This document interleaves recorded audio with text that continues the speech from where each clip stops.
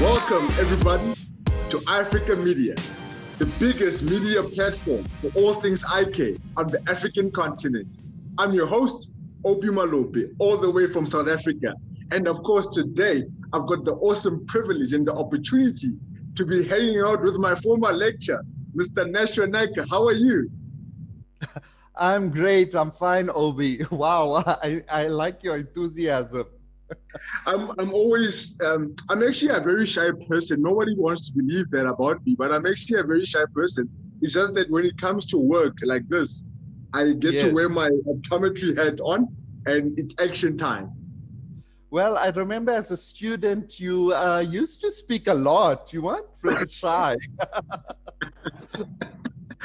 Well, Nasha, I'm looking at you on the screen here and I'm like, you're aging backwards. If I have Oh, to say you are my lecturer, but we almost look the same. So you've got good genes there, sir. let me tell you, wisdom doesn't come with age. It's alopecia comes with age. Let me tell you that. So I hope the camera is not catching the top of my head. I like that. I like that. Well, Nasha, I Yes, obviously know you since I've been in the eye care industry, but Africa Media, it's all about connecting the African continent's optometrists, ophthalmologists, dispensers, and so forth.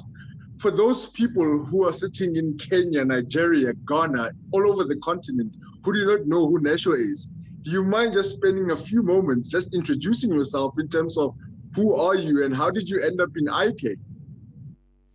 okay. Yes, I'm Nashua Naicker. I'm living in Bloemfontein in the Free State in central South Africa. I've left the coast. I've left Durban a long time ago. It was a big transition for me, moving to Free State in 2005. Most of my patients would speak English and Zulu in Yes. Durban, and here it's Afrikaans and Sotho. So it was a big adjustment for me. So I had to learn, the tools of the trade very quickly. I got into lecturing quite early in my years when I was youthful and good looking. Now, well, I'm not youthful anymore, but it has been a very interesting journey. Um, Started lecturing um, at exit level. I was thrown in the deep end, but as they say, you never learn to swim in Wow. shallow waters. So Wow. definitely. So I was given an exit level, a final year course, binocular vision. So that's been my journey. And I think 1st of June would be 16 years lecturing here at the Free State. And Wow. we have, yes, 16 years. Can you believe that? I, now I'm also realizing how old I am, considering that I've You still left have the your hair. university. Wow, Nashua, 16 years. That's absolutely incredible. I'm sure as we go into this interview, you're going to share us your most memorable stories, experiences from being in Bloemfontein and being at the university. Because if I remember correctly, um, the first group or the first class started in 2001 at the Yes, University of the Free State. So when you came in at 2005, that's when the first final year class that's was right. graduating then. And so Yeah, 16 years later, what would you say has been the biggest accomplishment as a department of optometry in the Free State? I think our biggest accomplishment has been really navigating through the challenges that we've experienced. Central South Africa, Bloemfontein, isn't really a popular city.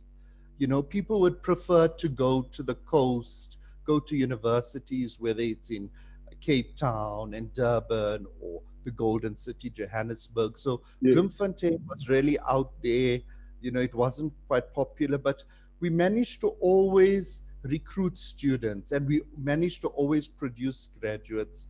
And I think that's what we were most grateful for, that we really produced graduates of such a quality standard, a real good caliber of students, even though, our work environment here was quite different.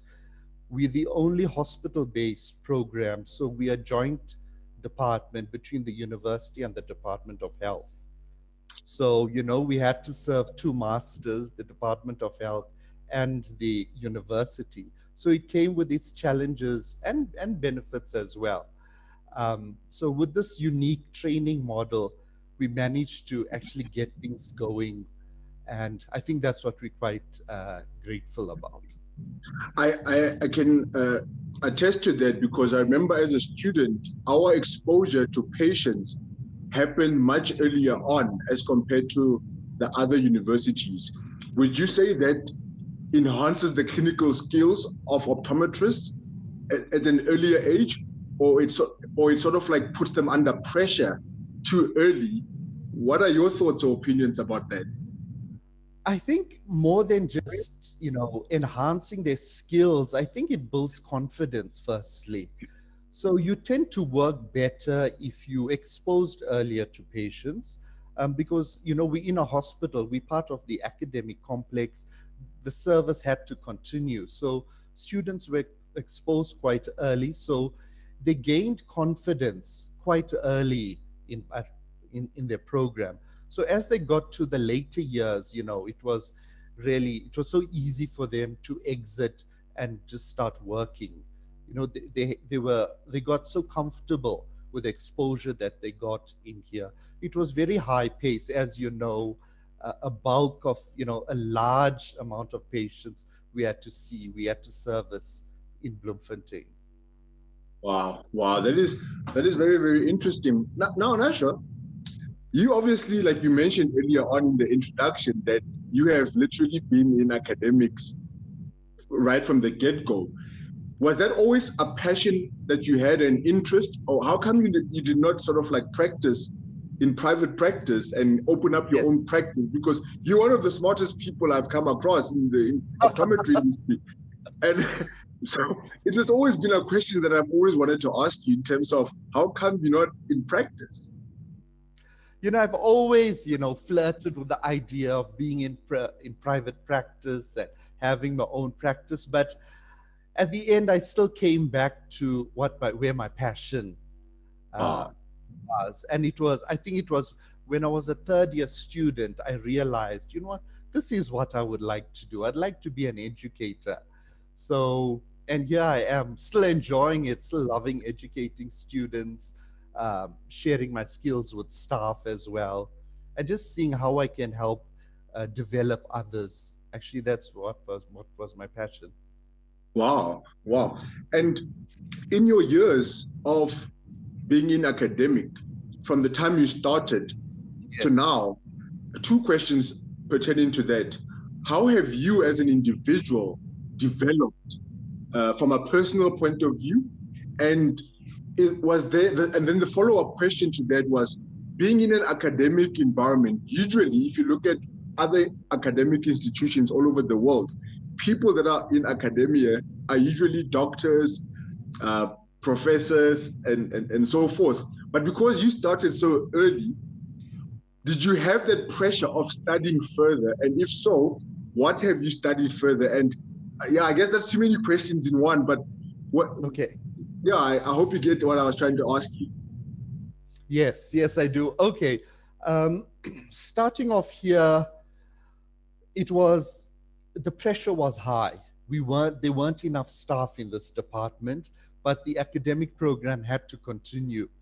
Yes. So we found ourselves bombarded. We found ourselves doing so many courses. And optometry, it's a huge clinical component.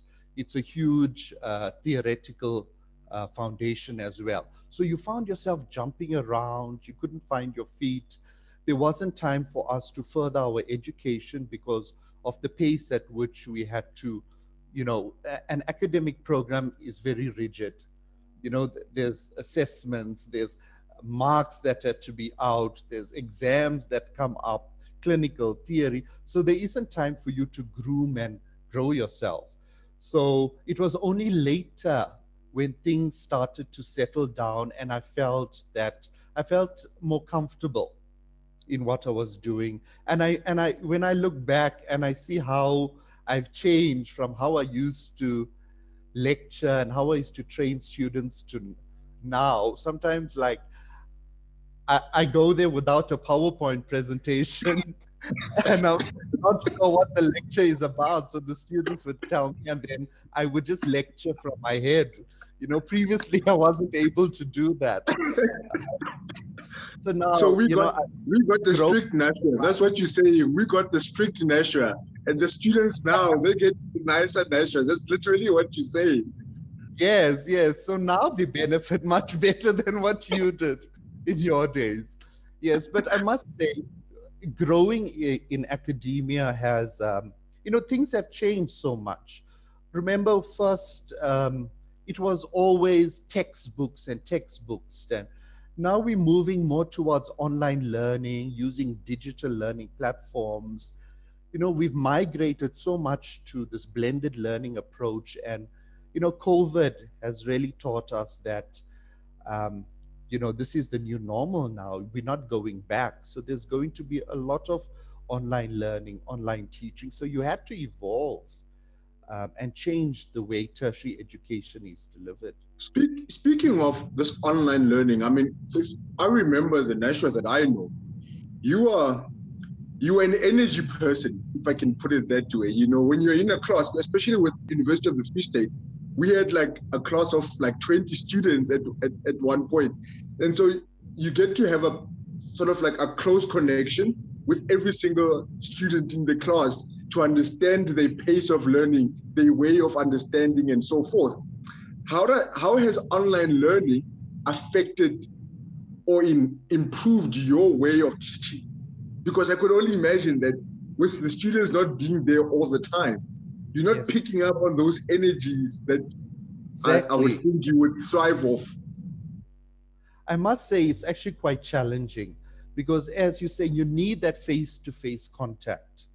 And now we're confronted with, we're talking to a screen, and most of the time it's just audio and there's no visual. So we feel like we're not reaching out to students in that way.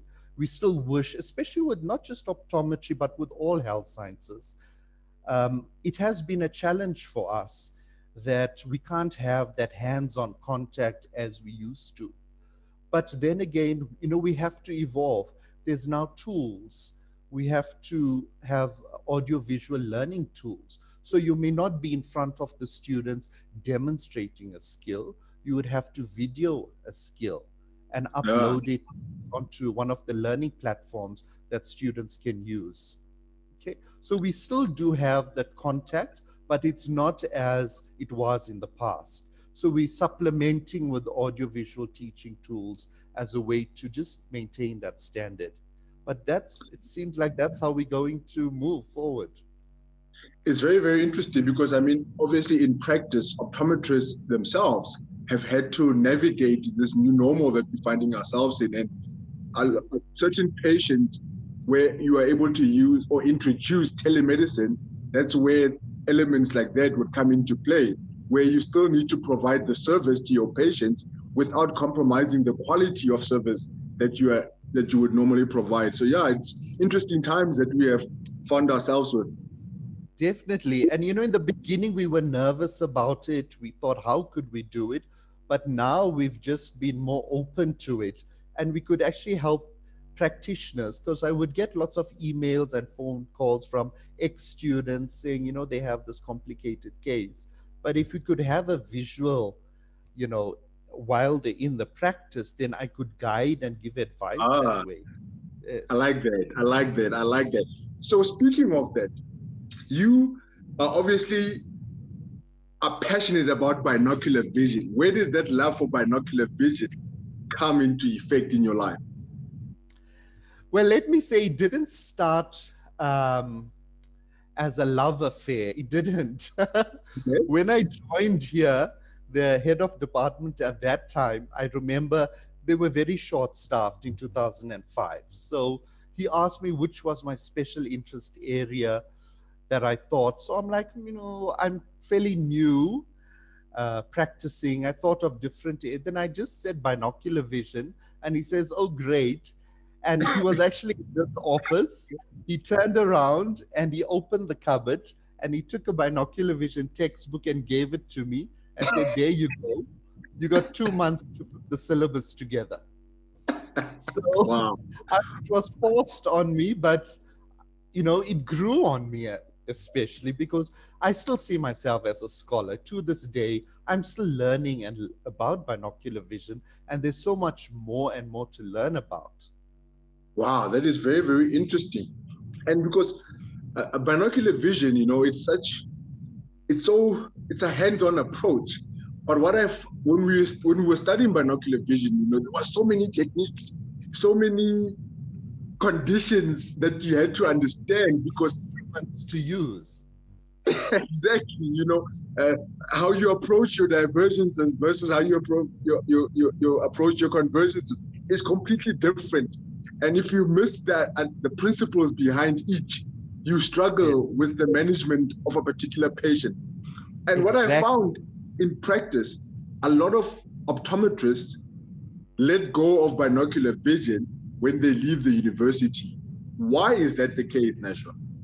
I've noticed optometrists see binocular vision as this abstract science that you only do, you know, at university, pass your exams, and then you're done with it.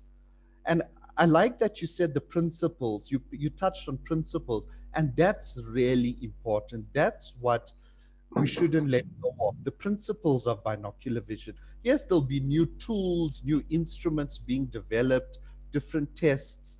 But if you remember the principles, when the patient is in the chair, your principles will be your guiding light. You may forget you may not even have all the tools how to examine a patient and do all these binocular vision tests. But if you remember the principles, you can find ways around it. And I think as lecturers, we should never fail our students by training them to be as good as the tools that you have. Because Ah, when you find that you do not have the tools, you feel I cannot practice binocular vision. But honestly, there are lots of optometrists who are practicing binocular vision without realizing it. You measure patients' PD. Why do we do that? Because we don't want them to have a prismatic effect, when wearing their spectacles, or you do a binocular balance at the end of your refraction. You're balancing the accommodative effort. So we are practicing binocular vision skills without realizing that we actually are. one thing, what you've just made me realize, when I was still in practice, I have not been practicing for the last few years, but when I was still in practice, I found that when I reverted back to my binocular vision textbooks and my notes, when it comes to explaining certain things to patients, it was actually the binocular vision notes that I had that were helping me explain the person's visual system and how it functions and how it operates and why is it that they're seeing the way they're supposed to see versus what they are struggling with at the particular time. And I agree with you that a lot of the times optometrists sort of like, because they're thinking I need this piece of instrument, that instrument, they tend not to focus or be intentional about going into binocular vision. Is there a way of us changing that with the new generation of optometrists coming into the field of optometry, where they can actually have that love and passion for binocular vision in practice, in private practice? Is there something that we can Definitely. do? Yes, yes. By avoiding looking at what instruments I could buy, or because if you know the principles, for example, you don't need a Maddox wing to measure an ACA ratio. You don't need any fancy instruments or Bagolini lenses or I mean, suppression testing. Even if you don't have a Worth 4 dot test, you just put a red lens in and hold a light. If the patient doesn't see the red light, they're suppressing. That's it. So you can simplify it. I think we're so ingrained that we need a specific instrument to work with the patient, else without that instrument, we cannot move forward. But if we Ah, look around it, then we realize, we shouldn't be nailed down by what instruments we have in front of us. And it's sure. good that you said that binocular vision. simplified things on how you, because binocular vision transcends so many different discipline areas, even refraction as well. Nobody walks around with one eye, they walk around with both eyes open. So you have to explain to patients, you may have good vision in your right eye, good vision in your left eye, but we really want you to have the single, clear, comfortable vision. So we may have to sometimes backtrack and compromise on acuity for comfort. Wow, wow, wow. I think 2 weeks ago, we did a video interview with Zelda, and she works in a pediatric environment, and they do a lot of visual therapy. They practice as a pediatric related or orientated practice. And I've seen over the last few years, optometrists who are going beyond general optometry tend to enjoy optometry in practice more than those that focus only on general optometry, and things that binocular vision, pediatrics, those advanced contact lenses broaden our scope of practice on a day-to-day basis, because you attract different patients, you attract difficult cases, as opposed to always just be dealing with better with one, better with two. It just becomes very monotonous and boring within the optometric environment. So things like binocular vision broaden that scope and our capacity as optometrists in practice, I must say. And it's because of people like you who are passionate about the teaching aspects of it. And so how do we then, from a brand point of view, how do we package binocular vision to the optometrist to say, you know what, I can actually see myself building my practice around this particular competency within optometry? What are some of the things that we can do to package our practices or our careers around binocular vision?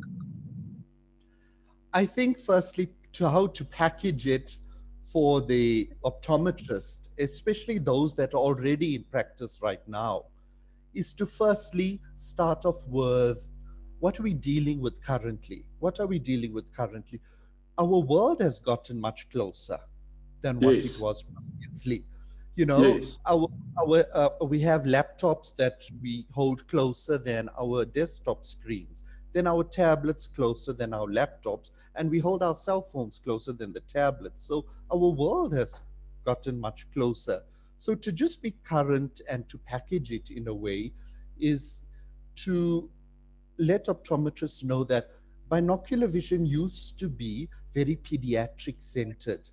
But as time has gotten by with all this type of new digital devices, we're now finding that more adults are having binocular vision problems, not just children. So our world has gotten closer because of all these digital devices we're using. So visual hygiene, it's such a nice term, visual hygiene and visual ergonomics. What we actually do with which we as optometrists, we make mistakes a lot. We find ourselves slouching, we're reading on the screen, we get so close to the screen. We also have these bad habits.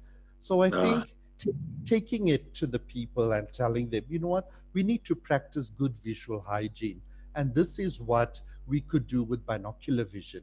We can teach you how to work with your device, your visual ergonomics. So we can teach you how to act with your digital interface, for example, and how to prevent yourself from having problems later, which we have to then rehabilitate and do vision therapy for. So let's start off by preventing the problem before we need to find ways to cure it.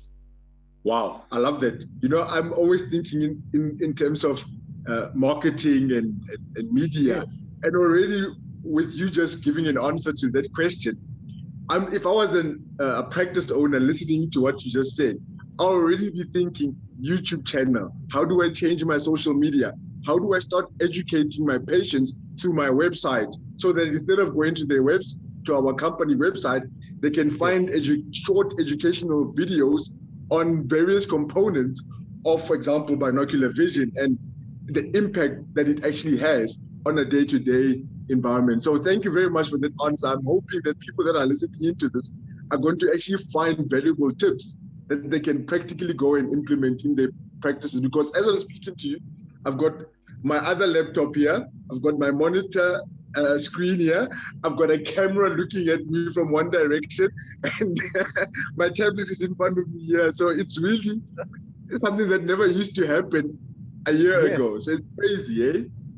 that's true. Our world has changed so much, definitely. So we have to be cautious about these things. So that's a current situation that we're in now.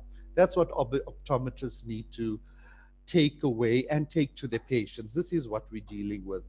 These risks that are associated with long-term use of digital devices.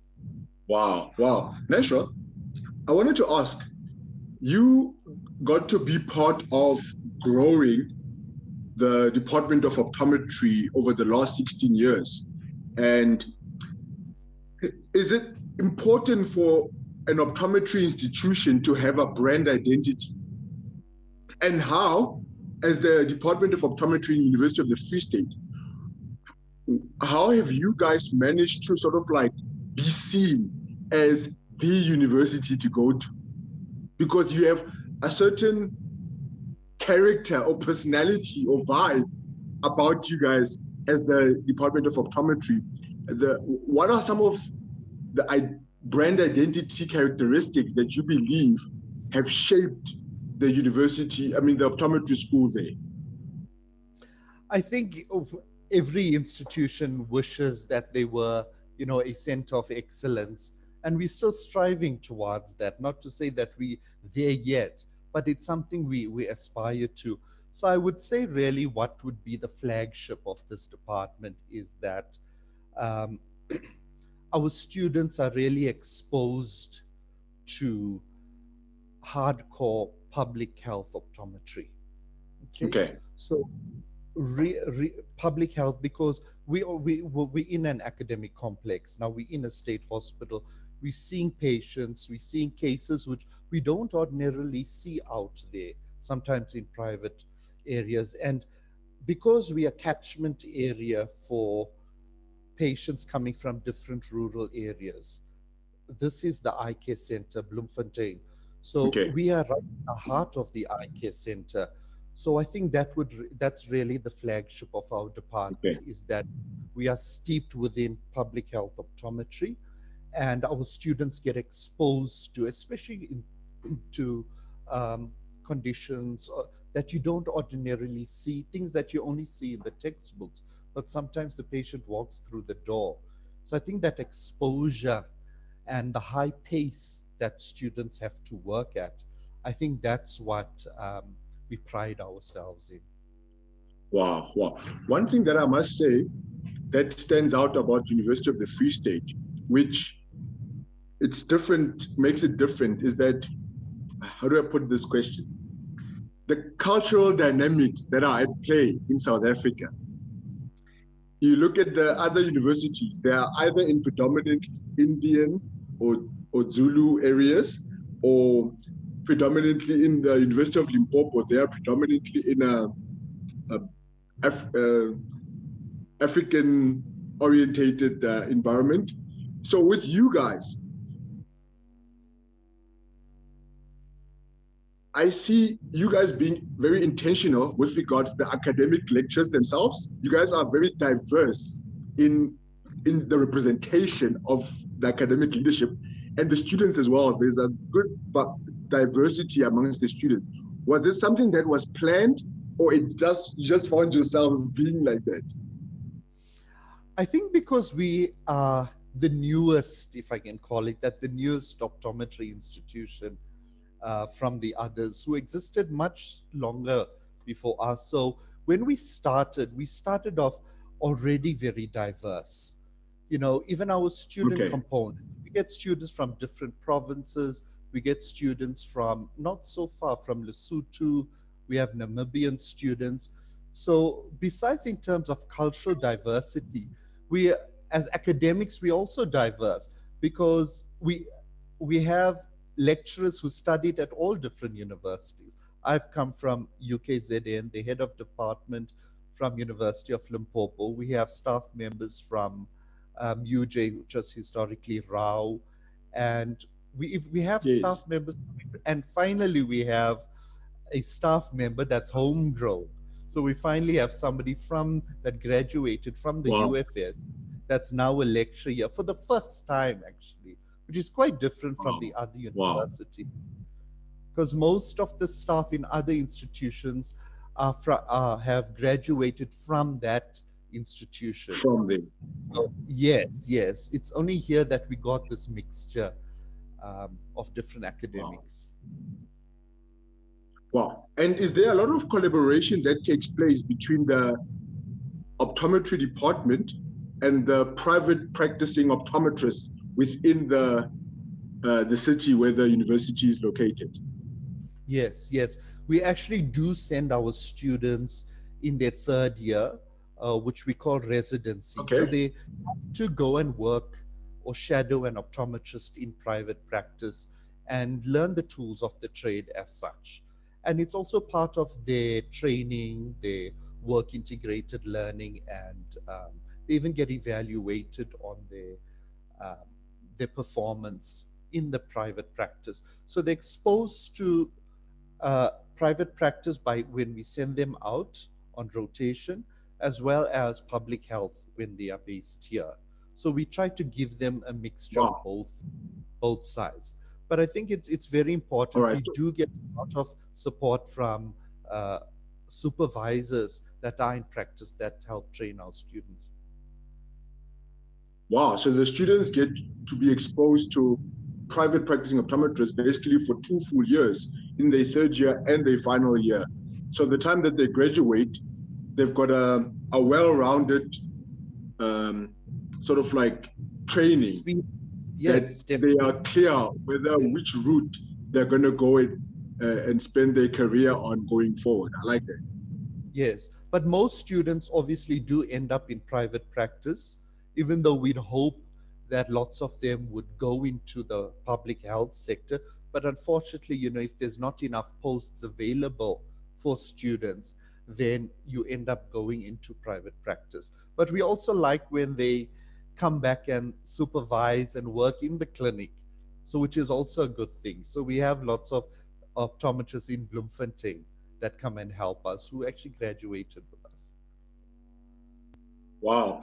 Nashua, the past 16 years have gone. What does the future of the University of Free State Optometry School for the next 16 years look like? Well, we've managed to navigate through COVID-19, so I think we're going to come out all right. Um, I think we are here to stay. We definitely have finally gotten additional human resources, more staff members to support the department. As I said, Bloemfontein isn't the best or the most popular city that people would want to work in, but we've managed to expand in terms of staff members. We're soon going to start developing our undergraduate program to incorporate ocular therapeutics. So yes, we're really looking forward to growing the department more in terms of research and in different areas actually. So yes, we are moving forward. The ship is sailing. Wow. Wow. And obviously, over the last few years, you mentioned that you already have one lecturer who used to be a student there. The postgraduate studies within the optometry school at the university, do you guys offer that as well? For someone who's listening in, wanting to further their studies in optometry, what are some of or do you guys offer postgraduate studies in optometry at the University of the Free State? Yes, we offer the Master of Optometry program as well as the Masters in Health Professions Education, which we call Nice. ATE. Yes, so that's focused more on health education. Well, actually, the training professionals in health education. So it's a master's focused more on education, and you can pursue your PhD as well Wow. in health professions education. Wow, wow, wow. No, thank you, Nashua, for the lecture, the type of lecture that you are.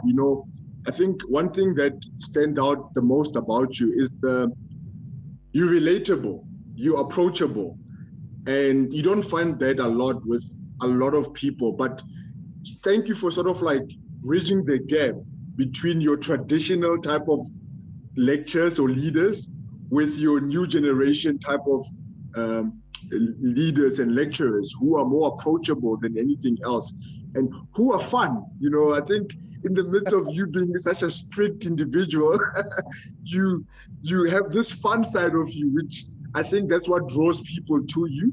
And that also plays a role in people wanting to be part of the academic program at the University of the Free State. So thank you very much for the type of leadership that you have. Thank you, Obi. Thank you for the recognition. And yes, I think I am a bit too strict, but let's hope this old age of mine has softened me a bit. But yes, thank you very much for this platform, for sharing my experience, and I hope it inspires others as well. Nashua, there is a lot of private practices or private optometry practices who would be interested in, you know, going further in terms of their binocular vision skills. Are you available for people to, you know, reach out to you if they ask us, hey, that person that you guys had on your podcast, how do we get in touch with them? Should we go via the university channels or via your private platforms? Well, you have my contact details, Obi. You can share it because I'm actually quite excited. I really like not just educating undergraduate students, but qualified optometrists as well. So I'm always willing to share even newer things that I've learned on my own and picked up. I'm actually very willing to share that information and help whoever needs the assistance. Wow! So we can come to the clinic one of these days and record you in action and put that on the website, eh? Oh, no videoing. No videos. No, I'm just joking. But thank you so much, Nashua. We learned so much from your journey in optometry, and you know, you literally shared some valuable insight with the Africa media community. And so thank you so much. We really appreciate your time. All the best. Thank you, Obi. Thanks for your support. Everyone, thank you very much. That was another episode of Africa Media. Make sure to connect with us on all social media platforms, Instagram, LinkedIn, Facebook, and of course, subscribe to our YouTube channel, Africa Media. Take care, everybody.